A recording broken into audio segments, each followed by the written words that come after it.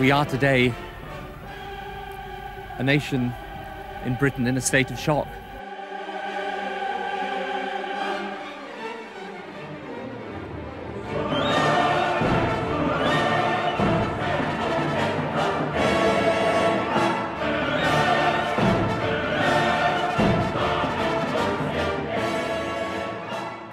She was so good. There will never be another Diana in our world.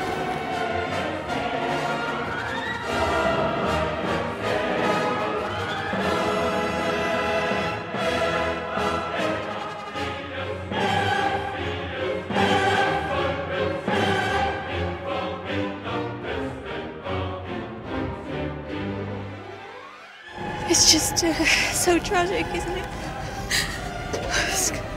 I've never seen anything so moving in all my life. It's sad, man. So sad.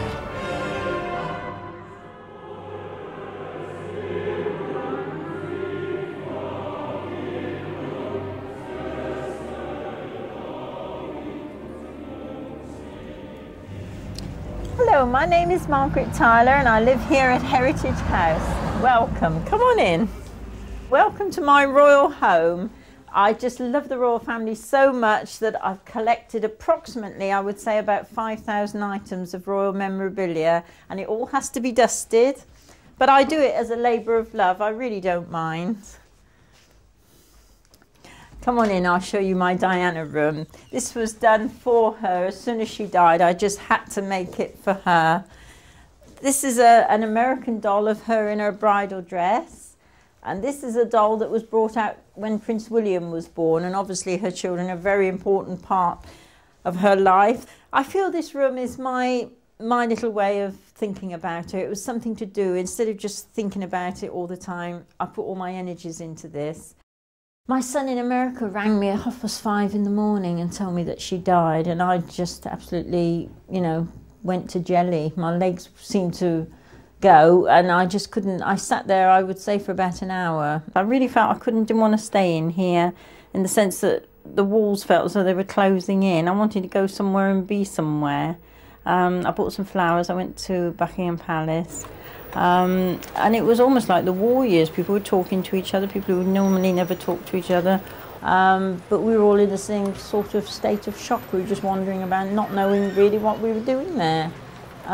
Because you couldn't take it in. It was so incredible that it didn't seem true. It was almost as though it was some sort of publicity stunt.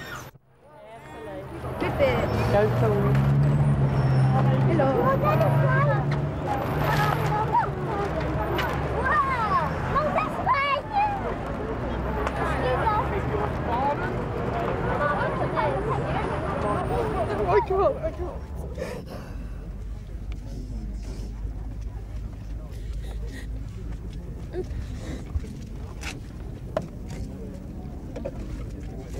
Certainly there was what you might call, to borrow a phrase from somebody else, a dictatorship of the proletariat. Everybody had to be part of this national grief, or else shut up and keep quiet and keep their head down. There's no doubt about that. That every single society that's ever existed has had clear rules for how bereaved people ought to behave and act and feel.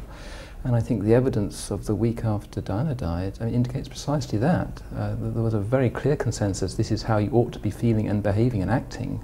And if you don't, well, for heaven's sake, don't show it.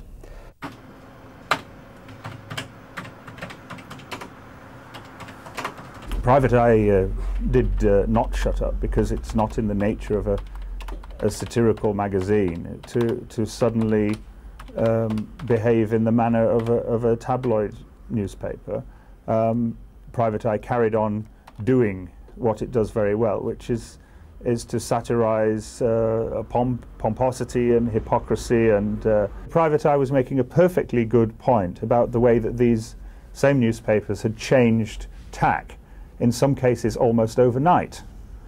For instance, they printed "The Late Princess Diana, an Apology," and this is a spoof on a newspaper making a correction of a fact. And it says, "In recent weeks, not to mention the last 10 years, we at the Daily Gnome, in common with all other newspapers, may have inadvertently conveyed the impression that the late Princess of Wales was in some way a neurotic, irresponsible and manipulative troublemaker.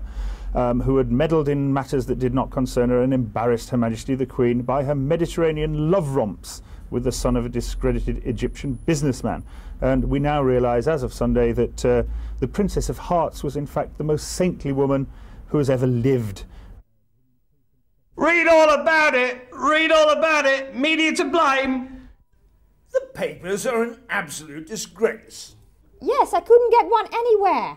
Borrow mine! It's got a picture of the car! And I think that nicely actually satirises this mixture of motives that people had. The reaction to that on the part of some wholesale distributors of magazines was to ban the publication.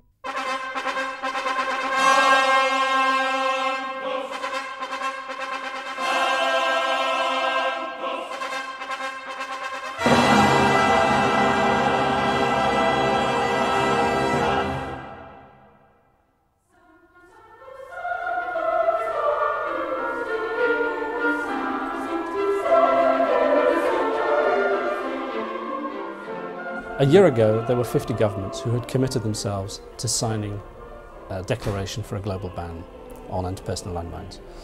This year, we have over 120 governments who are committed.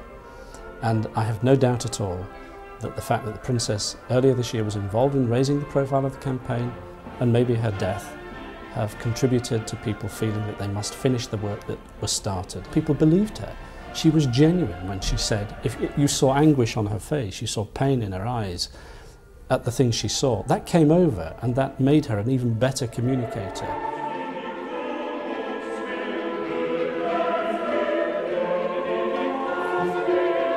In Britain in the 1980s, you had a combination of two things amongst the leadership of the country. On the one hand, you had the Thatcher era, which really was all about profit and efficiency and money and capital.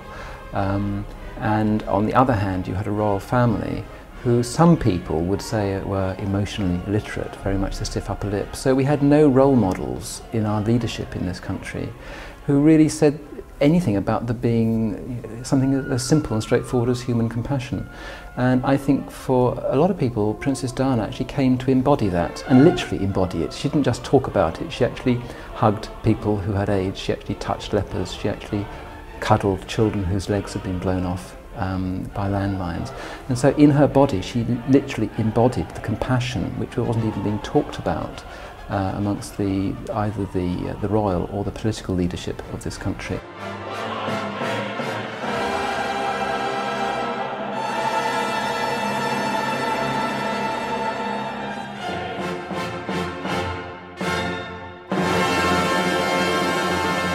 I think to sort of canonise her and treat her as if she was Mother Teresa is absurd. Perhaps the number of hours she was actually devoting to these activities as opposed to shopping or working out or being on some yacht in the Mediterranean was actually quite low, to be honest. And her sister-in-law, Princess Anne, for instance, has worked for many years, done a lot of work for the Save the Children Fund in Africa and so on, and we don't hear so much about that because Princess Anne, for all her other qualities, doesn't have the looks or the charisma of a Diana.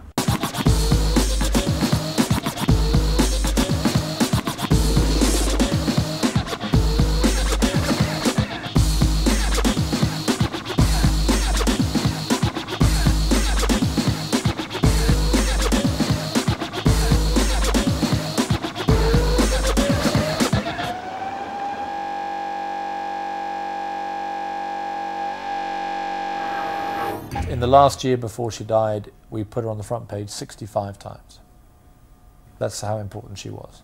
1 in every 5 editions of the Mirror carried a picture of Diana on page 1. So that's how important she was. And since she's died, it's probably been the same, if not more, because there have been so many consequences to her death. But we will miss her enormously, like everybody else. She was the #1 seller of newspapers. She was the #1 most fascinating story. She was the #1 draw for our readers. She was, the most important thing in this country. which he saw when she died. What he said is, I'm sorry, I committed a sin, I made a mistake, I asked the first one whether it is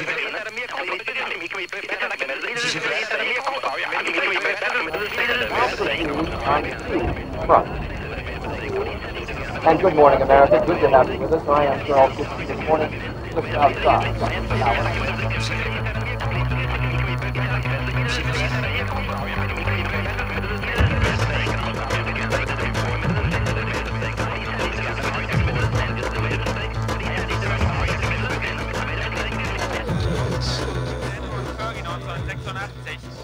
Bei mehr als 2 Millionen erwarteten Trauergästen auf den Straßen bezweifeln Experten, dass der Zeitplan, der vom Buckingham Palace aufgestellt worden ist, so wirklich minutiös eingehalten werden kann. Ook hier staan de correspondenten. Ik sta zelf op zo'n geluidskoffertje als een soort van circusattractie. Mensen luisteren gefascineerd voor de voor hun onbegrijpelijke taal die ik spreek. The media did not invent it. Those people that went to Kensington Palace, that went to Buckingham Palace crying and with their bunches of flowers and, for reasons I do not know, bottles of champagne and teddy bears, the media didn't invent them. But what the media did, it found them so telegenic. The camera needs an image. It's got to look at something. These people offered it something absolutely fascinating and extraordinary to look at, the like they'd never seen before, as those mountains of flowers grew and grew and grew. And what happened was, this was a relatively few people, perhaps 10% of the population, but they were presented as the norm. So what happened was literally a television-engineered orgy of grief. I do not know whether you've ever taken part in an orgy, but let me explain to you what happens. Behaviour has two aspects. It is imitation. You imitate what somebody else is doing. And people were offered this image to imitate. So every war memorial in the country, war memorial, for God's sake, why, was turned into a Diana shrine. So you imitate, but you also compete. So you've got to go one further. So the behaviour was real, but the television, that acted as an extraordinary amplifier.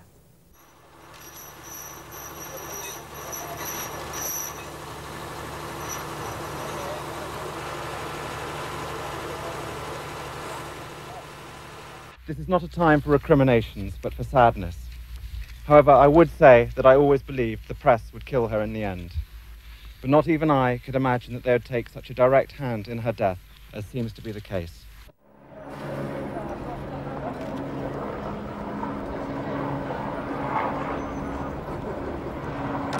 I feel sick with the press. I feel that you've done this to the princess, and we've lost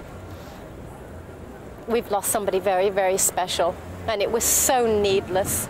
There was no need for any of this. She'd been chased ever since she was the Princess of Wales. I will never, ever forgive you. It's hypocrisy. They were saying it's disgusting and dreadful and you killed Diana, and then they went and bought the paper even more than they had before. That's, you know, I didn't mind being the whipping boy if that's what people wanted to be. But I think as time goes on, it will be shown that there was another side of the coin. I mean, at one stage, they were almost making out that the tabloid editors had been in the tunnel and had crashed the car. You know, it was ridiculous, totally ridiculous. You know, a drunken driver killed Princess Diana, going 100 miles an hour in a car. He lost control and it crashed and they died. That's what happened. Were paparazzi anywhere near it? It doesn't appear they were. It appears they're all going to be exonerated. That doesn't mean they're all brilliant human beings, but it does mean that Diana was very used to the attentions of photographers, and I just think this driver was drunk and lost control. A terrible tragedy, but let's not try and pretend that the British tabloid newspapers killed Diana. It's a nonsense. werd geschreeuwd om wetgeving die het werk van roddelfotografen aan banden legt. Maar waar ligt de grens tussen recht op informatie, vrijheid van meningsuiting en recht op privacy? Een zaak voor de rechter brengen is tijdrovend en dus kostbaar. Maar onder druk van de publieke opinie zal de pers zichzelf strengere regels opleggen. Met ingang van morgen.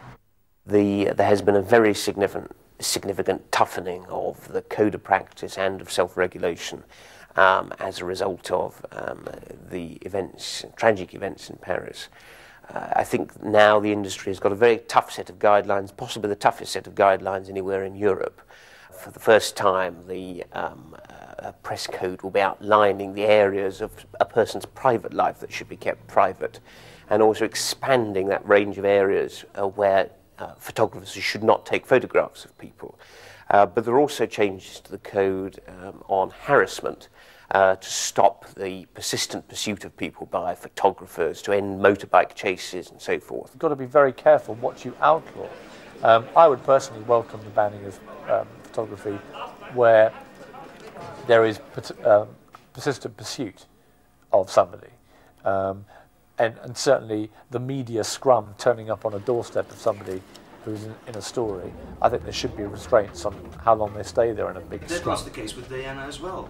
Yes, but sometimes she'd be happy for everyone to be there. And there's the problem. Sometimes she'd come out and she'd smile and joke and talk to the photographers. The next day she might have had a bad day at the office and she doesn't want to be photographed. But with Diana, it was always, she would invite the tabloid editors to lunch and she'd laugh and joke with us and be friendly. She would ring us up and thank us for particularly supportive pieces in the paper. So it did work a different way to how most people think. Most people have the impression that she hated all tabloid newspapers. That is not the case. She felt that we could be very helpful to her.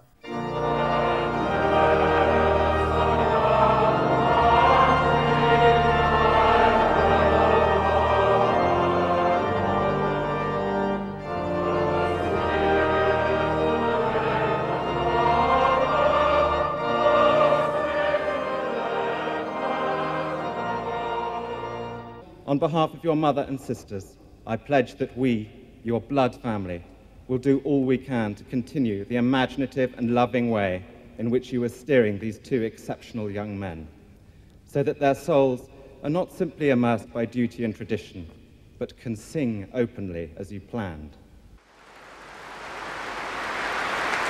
He said he would protect the boys. He is a discredited nobleman who has fled an impossible estate in England and lives in exile in South Africa. He is a man whose own marital affairs are even more wretchedly confused than Prince Charles. He, like Diana, is a product of that awful Spencer family, in which children who have suffered as children in turn become impossible as parents. Who is this man to offer moral guidance? I think we are in a period of profound confusion in Britain.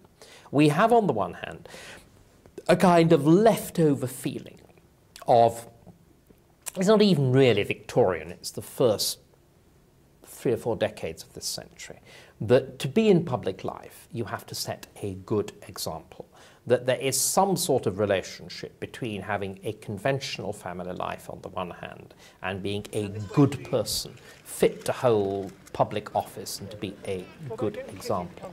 But equally, of course, as far as we can tell, nobody actually practices it. Wherever you look, you find people who do not conform to the rules. And yet we have a popular press that seems to devote itself to penalising people who do not. Roll out those lazy, hazy, crazy days of summer, those days of soda and pretzels and beer. The guardians of morality at the moment are tabloid journalists whose own personal morals bear not a second scrutiny, but they somehow expect other people to live up to the standards that they don't. In a sense, it's quite appropriate that Earl Spencer set himself up. He is typical of the people who set themselves up as guardians of our morality, in that he's riddled from top to bottom with hypocrisy and folly.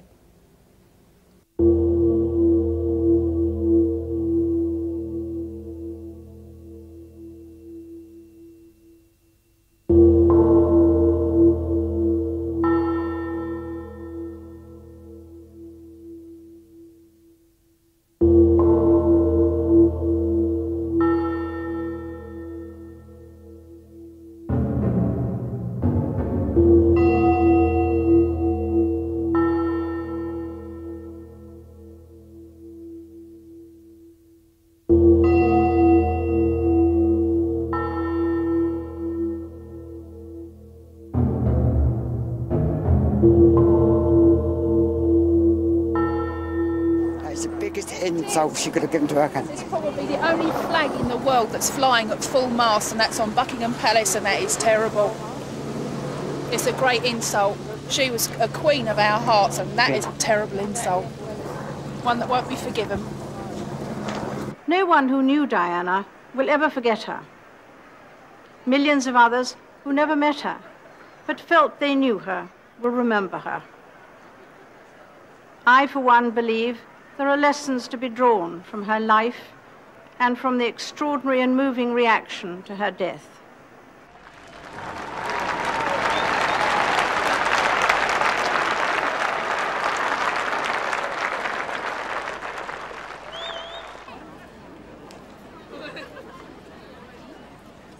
De lakeien achter de schermen werken sindsdien aan een imagoverbetering van de monarchie.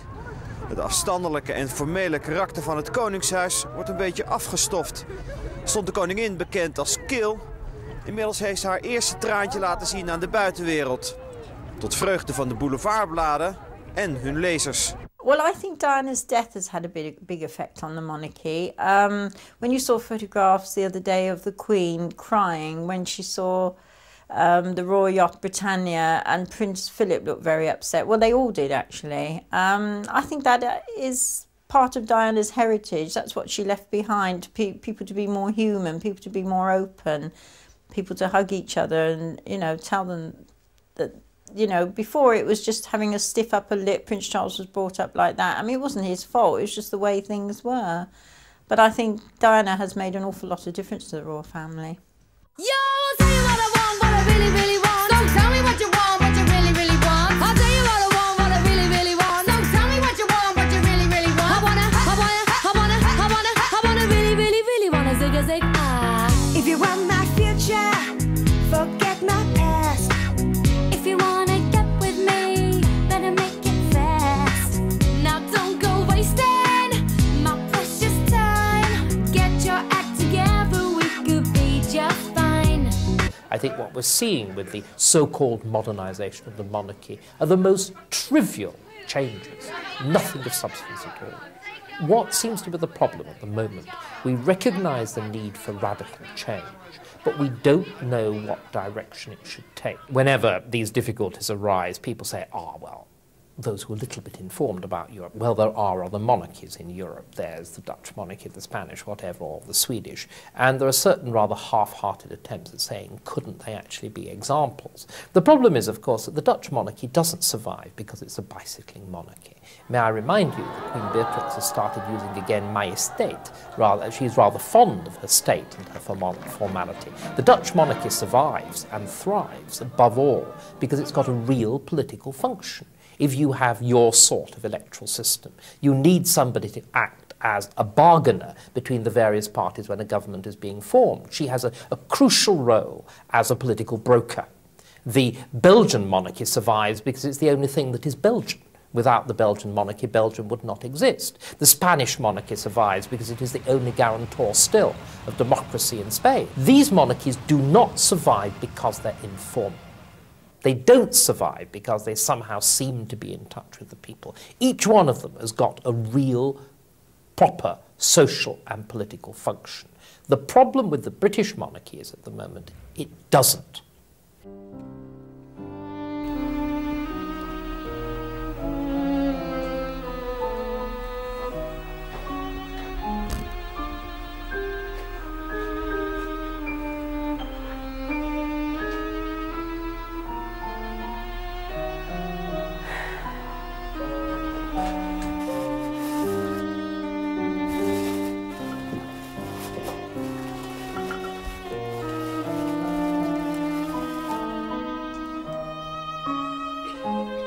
She hasn't died. She's still got a place in her heart. She wanted to be Queen of Hearts. In actual fact, she is. But she didn't realise it would be under such tragic circumstances, and neither did we. But I do feel sometimes that she is still around and that we haven't really lost her. You can go back and pretend that she's still alive.